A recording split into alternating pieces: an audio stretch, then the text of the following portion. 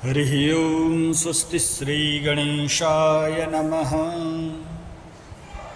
इस वर्ष आषाढ़ कृष्ण एकादशी का क्षय है, यानी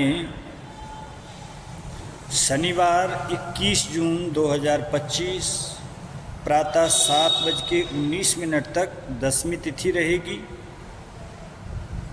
उसके बाद एकादशी तिथि का आरंभ होगा और वह तिथि अगली सुबह सूर्योदय से पूर्व 4:28 पर समाप्त हो जाएगी। तो उदय काल में दोनों दिन प्राप्त न होने के कारण यह तिथि क्षय रहेगी।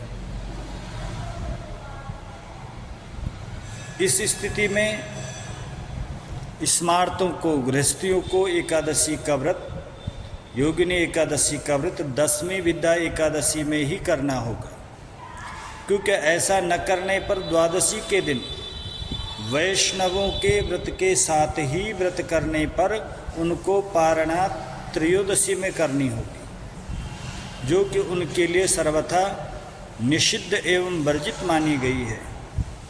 इसीलिए इस स्थिति में ऋष्यशृंग का विशेष वचन है कि पारणाहे न लभ्येत द्वादशी कलयापि चेत तदानीं दशमी विद्याप्युपोष्य एकादशी तिथि।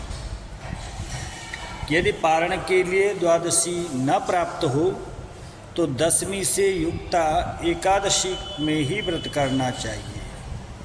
यही स्थिति तो श्रीमद्भागवत के अम्बरीशोपाख्यान में अम्बरीश जी के सामने आई थी। वह निर्जला व्रत करते थे। दुर्वासा ऋषि को भोजन के लिए निमंत्रित किया, वे स्नान करने में उन्हें विलंब हो गया। तब राजा अम्बरीश ने ब्राह्मणों से, आचार्यों से पूछा, महाराज क्या किया जाए, व्रत का पारण कैसे हो, त्रयोदशी आने वाली है। तब आचार्यों ने कहा कि आपने निर्जला व्रत किया, इसलिए केवल भगवान का चरणों तक ले लीजिए। उससे ही दुर्वासा मुनि कुपित हो गए। कहने का भाव यह है कि त्रयोदशी में पारण गृहस्थियों के लिए, स्मार्तों के लिए निषिद्ध है। अब गृहस्थ और स्मार्त का भेद क्या है? वैष्णव वे लोग हैं, वे महात्मा हैं, वे सन्यासी हैं जिन्होंने अपने वैष्णव सद्गुरु से, संत से, महात्मा से वैष्णव मंत्र की दीक्षा प्राप्त की है।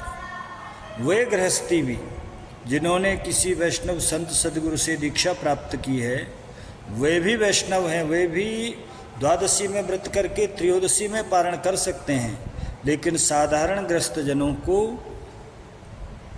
21 जून 2025 को ही दसवीं विद्या एकादशी में व्रत करना चाहिए। यही शास्त्र सम्मत है। हर हर महादेव।